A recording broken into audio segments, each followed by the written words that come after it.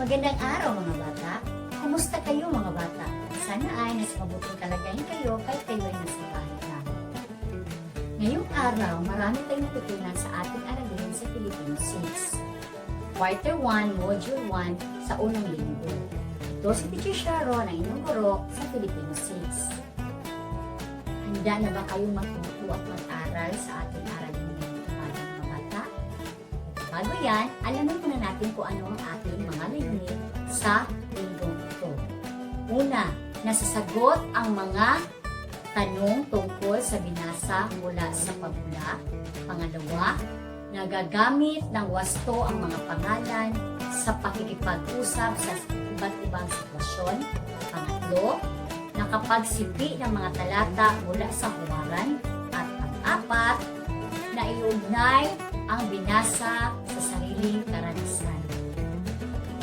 Kung talagang handa na kayo mga bata, gusto kong kunin ninyo yung kwaderno at ang inyong ballpen para sa ating panimulang pagtataya.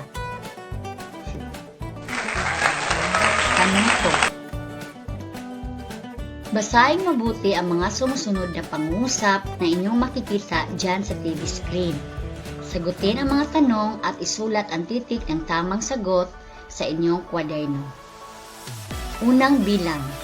Ito ay pangalang pambalana na tumutukoy sa mga bagay na may katangiang pisikal, kaya't ito ay nakikita at nahahawakan. Titik A. Ano kaya ang tamang sagot? Pantangi. Titik B. Tahas. Titik C. Pambalana. Titik D. Basal. Pangalawang bilang.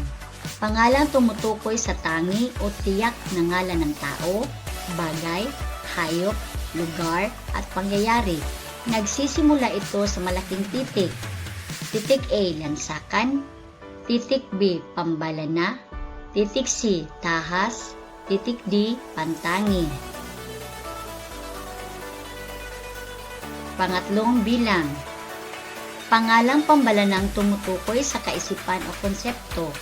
Wala itong pisikal na katangian kaya't hindi nakikita at nahahawakan. Titik A. Basal. Titik B. Pambalana. Titik C. Lansakan. Titik D. Tahas. Pang-apat na bilang. Ito ay pangalang tumutukoy sa pangkalahatang ngalan ng tao, bagay, hayop, lugar at pangyayari.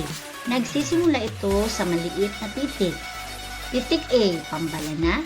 Titik B. Pantangi. Titik C. Basal. Titik D. Lansakan. Panglimang bilang. Pangalang nangangahulugan ng dami o kalipunan ng marami. Titik A. Tahas. Titik B. Basal. Titik C. Lansakan. Titik D. Pambalana. Pang-anim na bilang. Maglaro, kumanta at magliwali. Ang hilig na gawin ni Tipaklong araw-araw. Anong uri ng pangalang pambalana ang nakasalungguhit? Titik A. Tahas. Titik B. Basal. Titik C. Pantangi. Titik D. Lansakan. Pang-pitong bilang. Tukuyin ang pantangi sa pangungusap na ito. Mahilig kumain ng tsokolate si Elena. A. Kumain. Titik B. Mahilig. Titik C. Elena. Titik D. Tsokolate. Ang 8 bilang. Kailan pwedeng ipakita ang pagiging totoong kaibigan? Titik A. Kapag may nakakita. Titik B. Kapag binibigyan ng pagkain. Titik C. Sa tamang lugar. O titik D. Sa lahat ng oras. Pang-siyam na bilang. Habang ikaw ay naglalakad, may nakita kang batang nadapa. Ano ang gagawin mo? Titik A. Hahayaan ko siya dahil hindi ko siya kaibigan. Titik B. Tatawagin ko ang nanay niya. Titik C. Tutulungan ko siya. Titik D. Pagtawanan. Pang-10 bilang. Tutulong ka ba sa isang kaibigang lalapit lang kapag may kailangan? Titik A. Oo, dahil kami ay magkaibigan at nagtutulungan sa panahon ng kagipitan. Titik B. Hindi, dahil siya ay tamad. Titik C. Oo, dahil baka makatulong din siya sa akin pagdating ng panahon. Titik D, oo, dahil kilala ko siya. Okay, tapos na sa pagsagot. Ngayon, tingnan natin kung tama ba ang inyong mga sagot.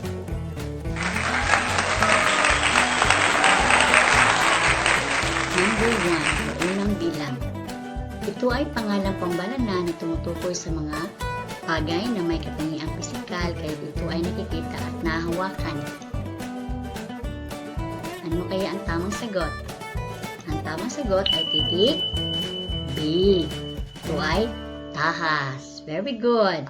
Pangalawa. Pangalan tumutukoy sa tangi o tiyak ng ngalan ng tao, bagay, hayop, lugar at pangyayari. Ito ay nagsisimula sa malaking titik. Ano kaya ang tamang sagot? Ang tamang sagot ay titik D.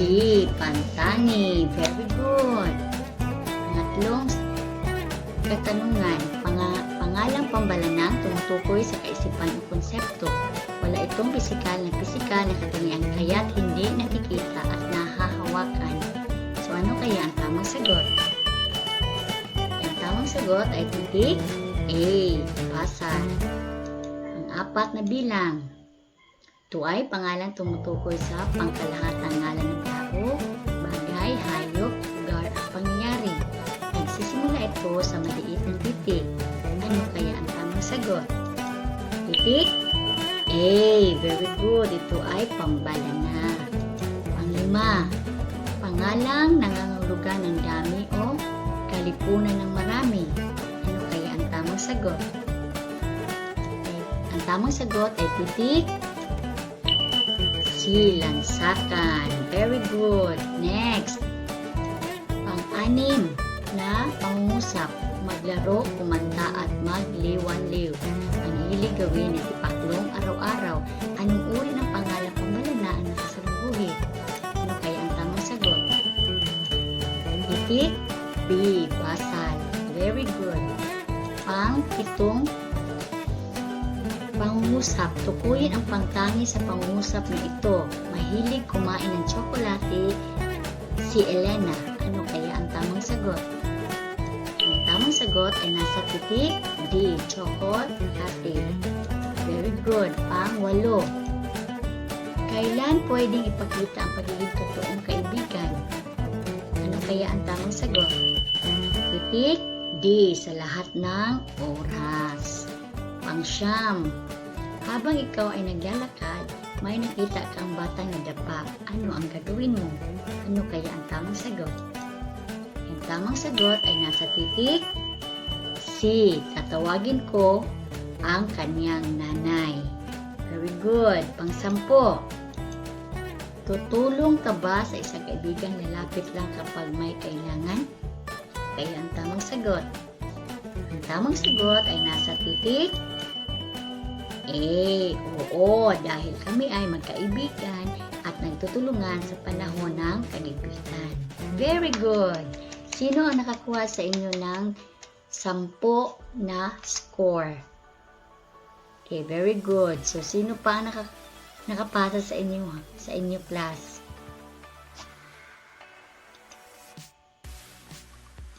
Balik-aral muna tayo mga bata. Paano to? Kilalanin ninyo kung anong uri ng pangalan ang nabasa ninyo sa TV screen.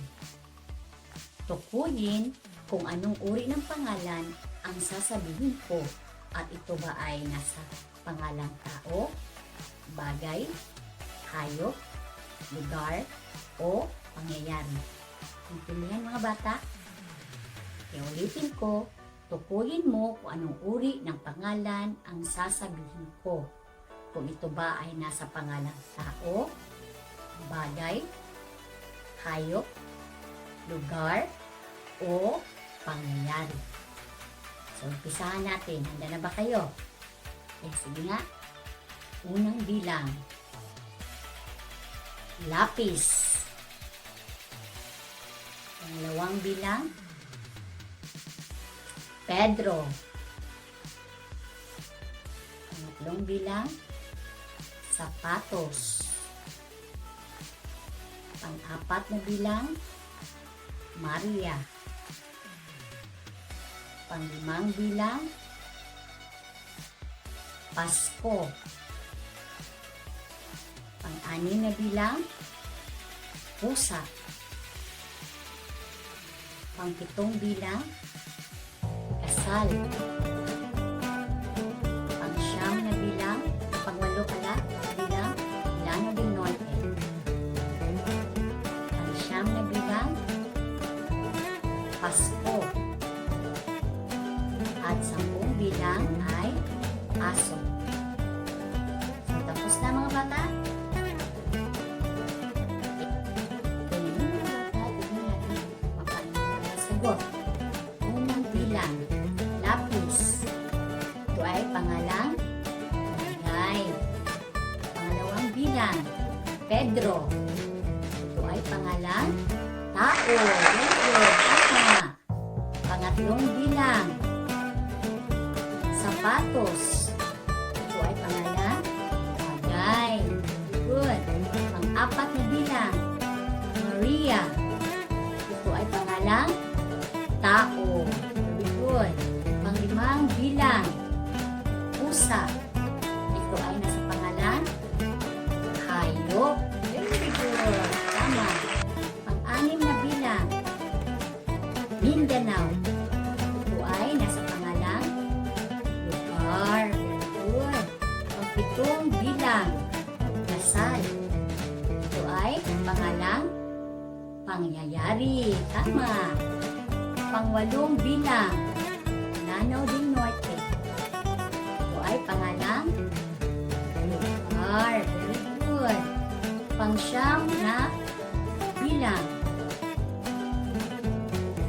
Pasko. Ito ay nasa pangalang Pangyayari. Very good. At pang-10 bilang, Aso. Ito ay nasa pangalang Hayop. Very good. Palapakan natin ang ating sarili ng bata dahil ito ang pangalan mag-sagot.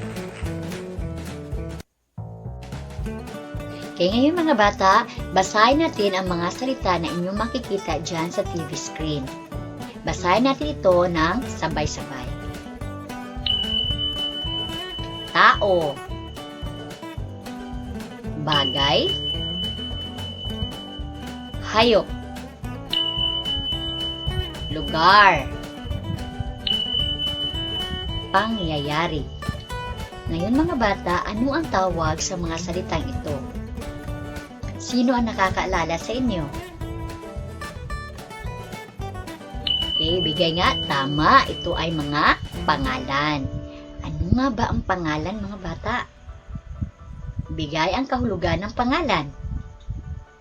Ang pangalan ay bahagi ng pananalita na nagsasaad sa ngalan ng tao, bagay, hayop, lugar, o pangyayari. Okay, ngayon mga bata, meron akong tanong. Kayo ba ay may alagang mga hayop sa inyong bahay?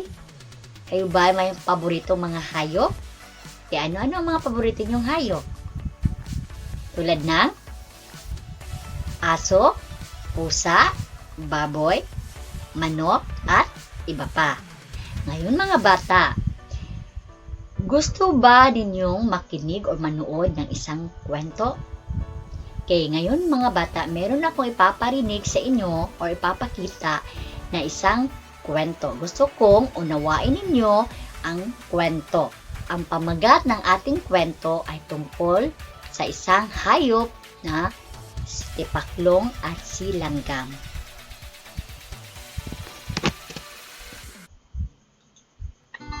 Ang langgam at ang tipaklong. Isang umaga, maganda ang sikat ng araw. May isang tipaklong na masayang naglalaro.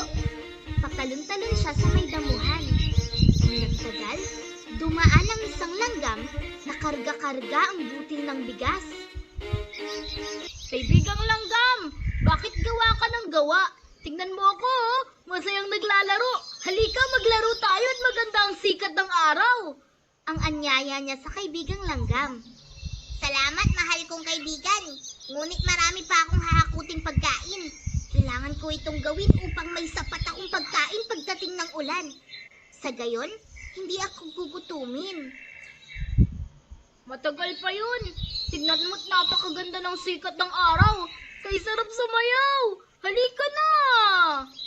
Pamimilit ng tipaklong? Iyon na nga. Maganda ang sikat ng araw. Kaya dapat tayo magtipon ng pagkain.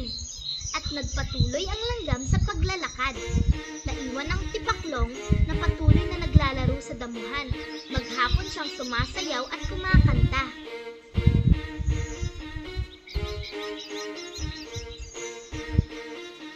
Inaakyat ni langgam ang mga palay para makakuha ng mga bunga. Pupukpok niya ang mga ito para magbalatan.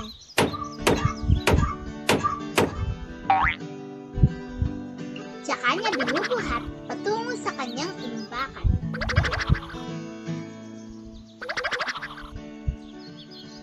Nagtiyaga si langgam sa pagkuha ng pagkain gaano man ito kahirap.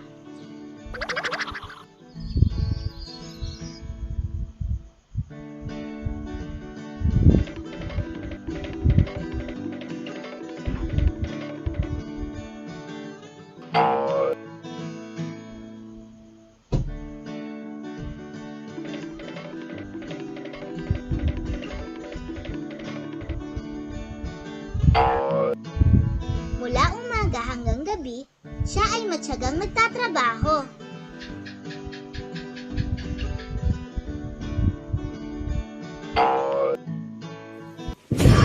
Sumapit ang tag-ulan.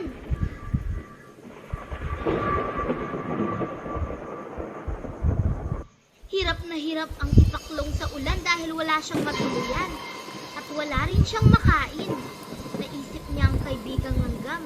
Marami itong tinipong pagkain. Sa bahay naman ni langgam, hindi rin siya mapakali dahil naiisip niya si tipaklong. Alalang-alala siya kung ano na ang nangyari sa kaibigan niya. Isang gabi, nakarinig siya ng maharahang katok sa pintuan. Binuksan niya ang pinto. Ako'y nagugutom at kiniginaw. Parang awa mo na. Kahit konting pagkain ako'y iyong bigyan. Ang pagsusumamo ni tipaklong. Naawa ang langgam sa kaibigan. Pinatuloy niya ito. Humanga si tipaklong sa dami ng pagkain na itabi ni langgam. Salamat, kaibigan. Ngayon, alam ko na ang sinasabi mo na habang maganda ang panahon ay dapat mag-imbak ng maraming pagkain. Hindi katulad ko na walang ginawa kundi sumayaw sa panahon ng tag-araw. Ang wika ni tipaklong, huwag ka nang mag-aalala. Marami akong pagkain, heto kumain ka. Ang mahalaga ay natuto ka na sa iyong pagkakamali. Ang may kababaang loob na sagot ni langgam. Nahihiyang kumain si tipaklong. Masaya naman si langgam sa nakikita niyang pagbabago ng kaibigan. Heto ang tamang panahon para magsaya tayo, kaibigang tipaklong, sabi ni langgam. Kaya magkantahan tayo at magsayawan.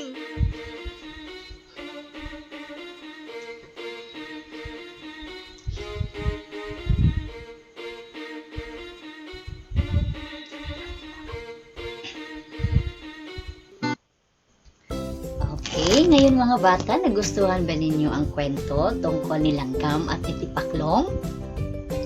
Okay, ngayon mga bata, kunin ninyo yung notebook at saka ballpen para kopyahin ninyo ang mga tanong mula sa napakinggan ninyong kwento. Unang tanong, anong katangian ang pinakita ni langgam at tipaklong dito?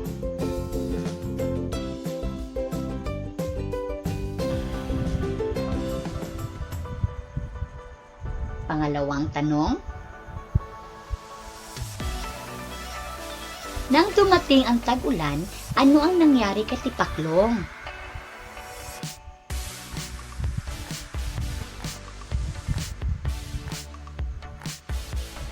Pangatlong tanong, kung ikaw si tipaklong, hihingi ka rin ba ng tulong kay langgam sa kabila ng ginawa mo? Bakit? Bigyan ko kayo ng 3 minuto sa pagsagot sa bilang 1, 2, at saka 3.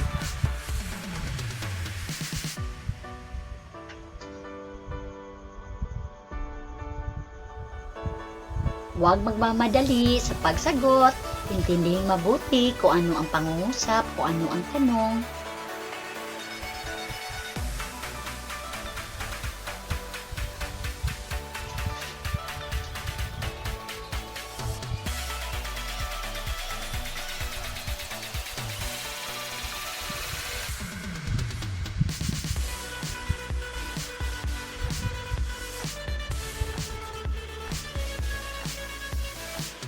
Okay, sa pang-apat na tanong. Sa palagay mo, ano kaya ang maaaring mangyari kay Tipaklong kung hindi siya tinulungan ni Langgam?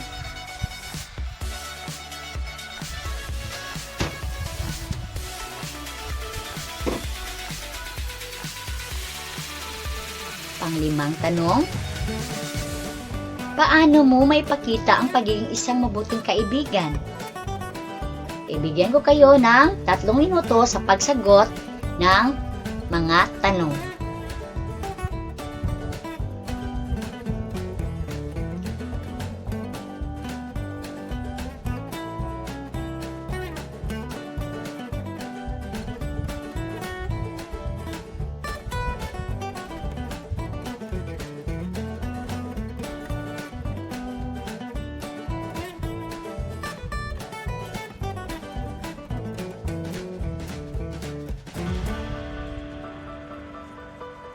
Okay, balikan natin ang bilang 1, 2, at 3 sa hindi nakakuha ng pagkopya.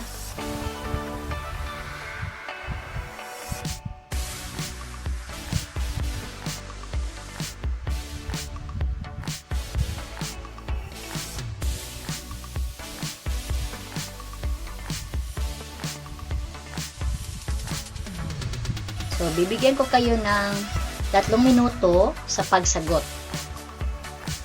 So, tapos na kayo nagkopya ng mga tanong, okay, sasagutin nyo ito ng 3 minuto.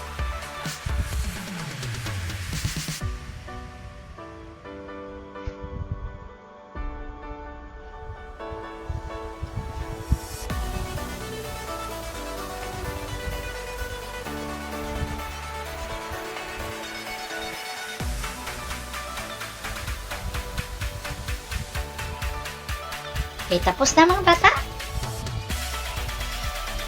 1 minuto na lang sa paghihintay.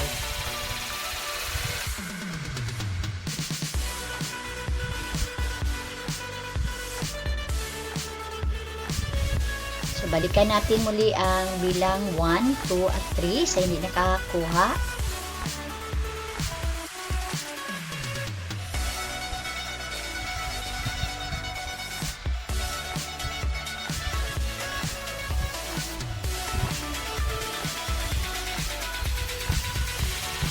Okay. So, tapos na ang pagkopya at kayo ay nakasagot na din sa mga tanong.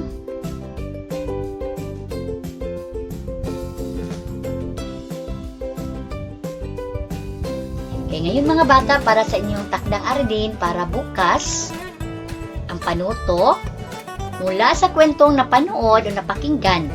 Si Langgam at si Tipaklong magtala ng mga salitang tiyak o tanging ngalan ng tao, bagay, lugar, hayop, at pangyayari. So, itala lang ninyo ang mga salitang tiyak o yung tanging ngalan na mula sa napakinggan ninyong kwento tungkol kay Langgam at Tipaklong.